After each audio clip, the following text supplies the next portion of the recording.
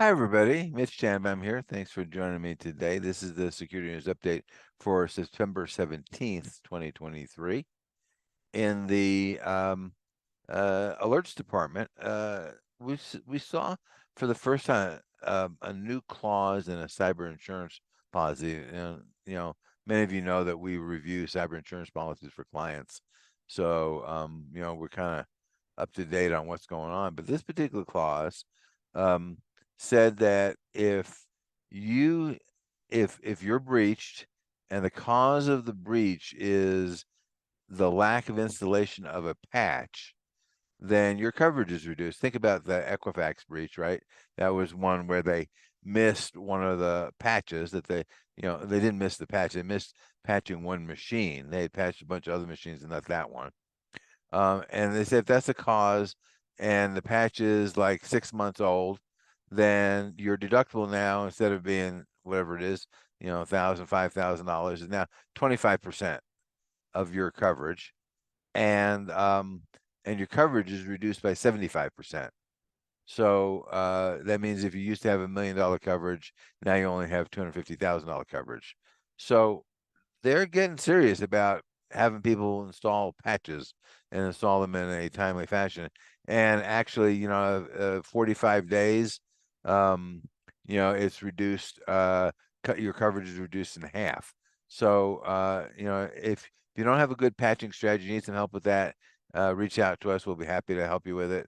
If you want us to review your insurance policy, we'll do that too. So just know that these insurance companies are starting, and from their perspective, you can't really blame them, right? What they're trying to do is say, let's go look at the risk. And, an obvious risk would be folks that haven't installed patches. And so they're trying to get people's attention and say, you're really not going to have coverage if you don't install the patches.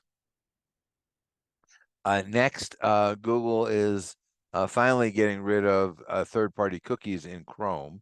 They have this thing called a privacy sandbox, which maybe is a little bit more privacy friendly. Not quite clear yet. I think the jury's still out, but it's certainly no worse than third-party cookies and probably better. Um, they're going to leave about 10% of their customer base on third-party cookies in the short term so they can kind of do A/B testing. But if you're an advertiser and you're dependent on third-party cookies, you probably already know that they're going away, but they're going away like really soon. This month's Patch Tuesday was more than a trifecta. It was like a quintifecta. Apple, Adobe, Google, and Microsoft all patched 0-day exploits, meaning ones that were not publicly known before they were patched. And then Android is also fixing a patch for actively exploited flaws. So not a good day for any of the software vendors. Not a huge surprise, but it's going to be a patch fest for your IT teams. And obviously that includes bring your own devices. And I don't know how you manage that to make sure that people are actually installing patches on the bring your own device world, including phones. Next, under legislative and legal, the California legislature has passed what they call the Delete Act. California already has a law that requires data brokers who operate in the state, i.e., they collect information on California citizens, to register. There's about 500 data brokers that are registered. I'm sure there's also, a bucket of illegal data brokers, but 500 brokers is a good number. Assuming Governor Newsom signs this, what this will require is the state is going to set up a website which residents of California, can register at. And if you register at that, then all the 500 data brokers will be required to delete your data and keep it deleted. Every 45 days, they have to go back and refresh that. So that's good. The data brokers are saying, the world is going to end because they can't steal your data. And I understand it. I mean, for years and years and years, they've been collecting your data for free and selling it for money, and that's a great return on investment. What Apple discovered, wasn't Apple, sorry, what Facebook discovered when Apple went off and changed the rules there was that if you gave people a choice and you made it easy, in their case, right, you had to opt in to Facebook collecting your data. 90% of the people did not opt in. I think, if you make it simple, so what the data brokers have tried to do, the websites have tried to do, is what's called dark patterns, which means it's really, really hard for you to opt out of collecting your data. And what California is trying to do is level the playing field. Now, remember, what starts in California never ends in California. So, assuming this happens, the governor signs it and passes whatever court challenges I'm sure there's going to be, because the data broker industries, are feeling the lifeblood getting sucked out of their world, because you've got what, 40 million people in California, so it's a big chunk of data. Now, this is not going to change the status quo, right? So as long as people don't proactively go out and go to this website and register, which does require more effort than what Apple is doing. But even so, let's assume, 25%, 30%, 35% of California residents opt out. That means that their services are less valuable and they can charge less money for it. So we shall see. The governor has till October 14th to sign this particular bill. Next, in the privacy world, and this is, the privacy landscape is moving quickly, not as quickly as some people might like, but it's moving quickly. So there's been a big hullabaloo about Google or pixel tracking pixels, in this case from Meta, uh, on healthcare sites. And because of whatever page those tracking pixels are on, you can get an idea of what Joe has been looking for. Is Joe worried about being pregnant? Is Joe worried about getting a vasectomy? Is Joe worried about AIDS? Whatever. And so, the feds are saying this is a HIPAA violation. Um, and they're suing Meta over this. Now, I would argue that this is not Meta's fault, since they didn't force the hospitals to go, or doctors to go, put tracking pixels on the doctor's website or hospital's website. But on the other hand, Meta could do something to go off and say, hey, gee, you're a healthcare site. We're collecting healthcare data. This doesn't seem right. But they're saying, gee, the check's clear, so it's probably good, and we'll worry about it later. So they've been trying to get these lawsuits thrown out. There's 6 proposed class action lawsuits. They're now being consolidated. They failed at getting the lawsuits dismissed. The judge did dismiss a few claims, but they said to the plaintiffs, you can just refile, no big deal. So these were procedural errors, not anything else. I just don't think that this is Meta's fault, but I think Meta is going to take the heat, and of course they're going to get the bad PR. Next, also in the legal world, the president signed an executive order restricting even more investments in tech in China. This is, trying to reduce the outflow of U.S. intellectual property to China without getting paid for it. They call it, national security technology. So that would be things like AI, quantum computing, and any number of other things probably.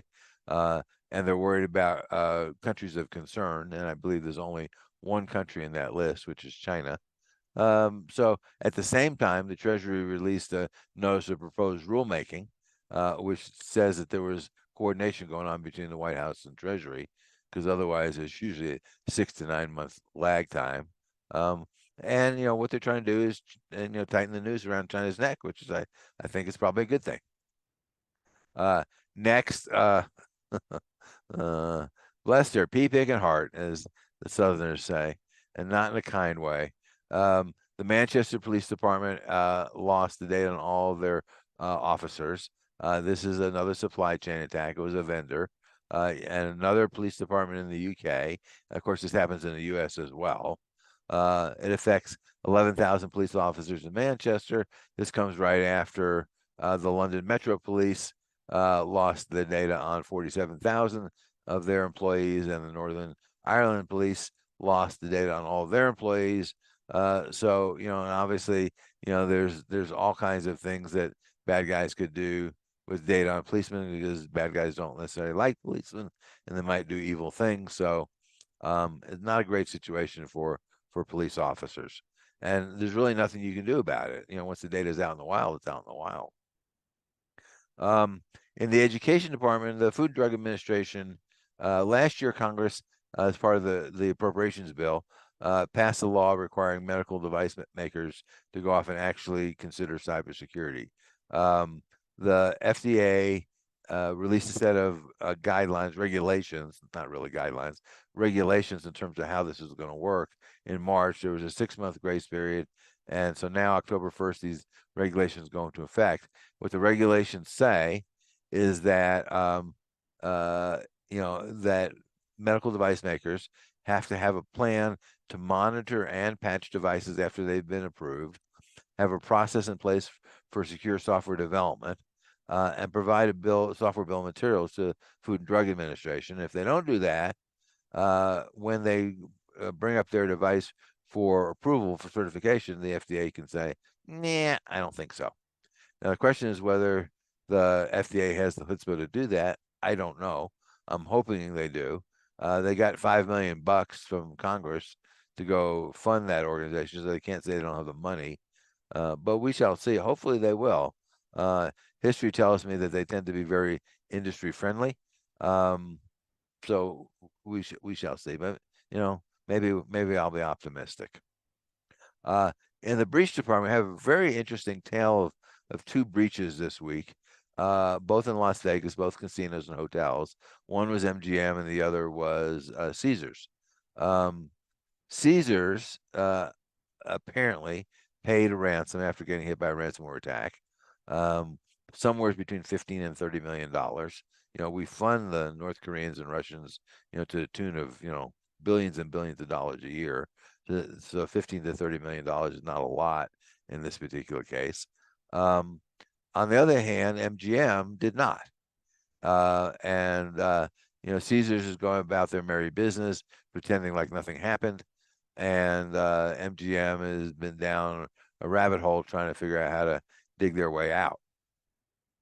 Moral of the story is this is why people pay ransoms, even though the government doesn't like you to do that, and even though it's funding terrorism, and even though potentially we shall see what MGM does, whether or not the organization that they paid is a designated terrorist organization, which in fact would make it a crime if they paid them.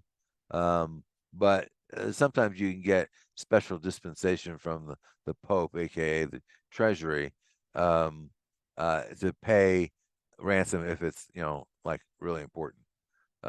So the casino not making money to them is probably important, and so whether Treasury would give them special dispensation, I don't know. Whether this particular organization is on the list of specially designated nationals, I don't know that either. They're being a little coy about what they've done. It will come out. Both of them have already published 8Ks with the Security and Exchange Commission, because they only had 4 days to do that. They will send out updated 8Ks, I am sure. So we'll learn over time. But it is interesting and does explain why these guys do pay the ransom. Now, in the case of MGM, this is the third breach they've had in the last couple of years, 2019, 2022, and now. Which probably says something about their security practices, which leave a little bit to be desired. I don't know, not inside that organization, but 3 big breaches in 4 years, not great. Next in the breach department, software tool maker Retool, which is used by a lot of the cryptocurrency folks, got hit by a social engineering attack, blah, blah, blah. The upshot of it is that 27 different crypto industry companies have been compromised as a result. Apparently there's a whole issue. You can read the article, but there's a whole issue about, in my mind, security versus convenience in terms of their security practices.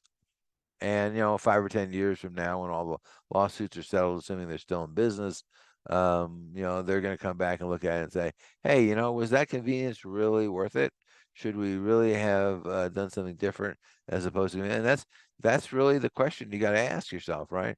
You got to look and see whether the convenience of what they did in terms of how they're implementing two-factor authentication and stuff, whether that was worthwhile or not. So stay tuned. That's going to be a while before we know the answer to that. And next, crypto exchange CoinEx has suspended all withdrawals and deposits after they lost 25 million in crypto to a hacker.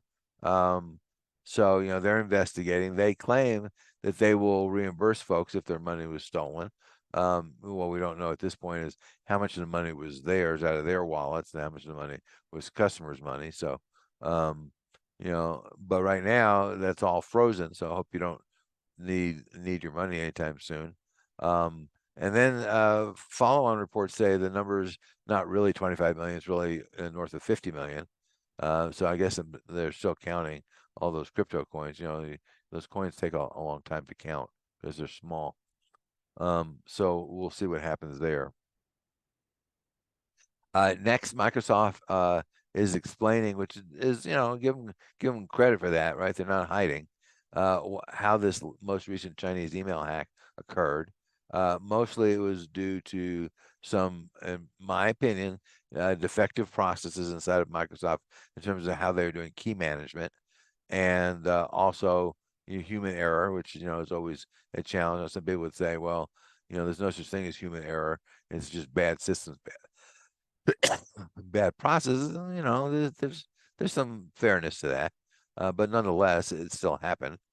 So if you're responsible for systems and system security, I suggest you read Microsoft's after action report and see if that applies to you.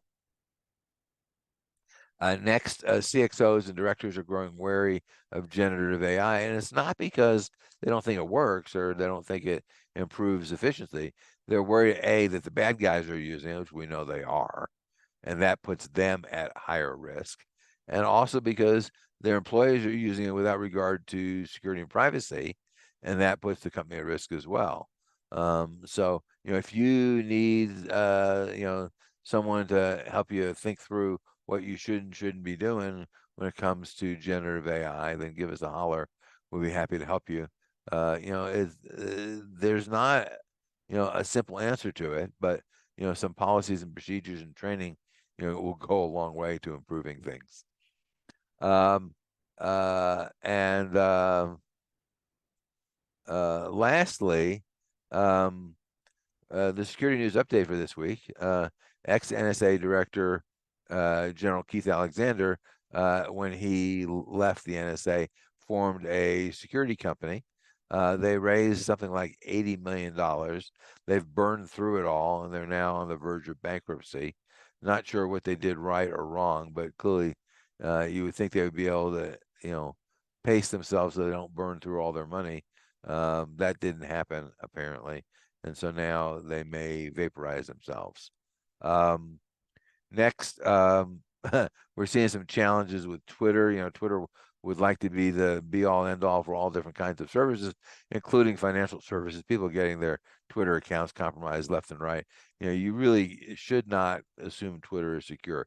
That's really a bad plan. Now, maybe something will change going forward. I know that Twitter is talking about asking for government-issued IDs for paying customers. Not only affects the paying customers, it's probably like 5% of the customer base.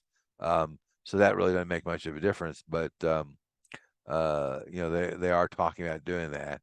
And maybe they'll only offer financial services if you do that. I'm not sure whether that makes the platform super secure, but it probably helps a little bit when it comes to fraud. But it was designed as a messaging app, and if you think security was an important thing for a messaging app, I think you're fooling yourself. The MGM hackers have said that they abused. It's not really a bug. Okta says it's not a bug, but some client side mechanisms inside of the Okta software, which synchronizes the local directory with the cloud directory, with Okta's cloud directory. And Okta warned about potential for socially engineering people in August. Again, they say it's not a bug, but if you use Okta and you're syncing AD with it, then probably ought to go look at what they were talking about, the warning they issued in August, and make sure that your help desk and systems folks are up to speed on that. Google has agreed to pay $93 million to settle a privacy lawsuit in California, which, I guess they had to shake the couch cushions to find $93 million, but not a big deal for them. But it does make that one lawsuit go away. This is about abusing location data, but that's only for California, and there's lots of location data lawsuits going on against Google right now. So this is just one of them. And lastly, the Binance, speaking of crypto, my favorite topic, Binance, the CEO, resigned after 3 months on the job. I guess he realized what a futile exercise that was. But anyway, he's gone. So with that, until next time, thanks for listening and stay safe. Turnkey Cybersecurity and Privacy Solutions offers the complete cybersecurity program for small to medium-sized businesses. They include everything needed to secure your business and meet compliance requirements. Visit our website at turnkeycybersecurityandprivacysolutions.com to learn more.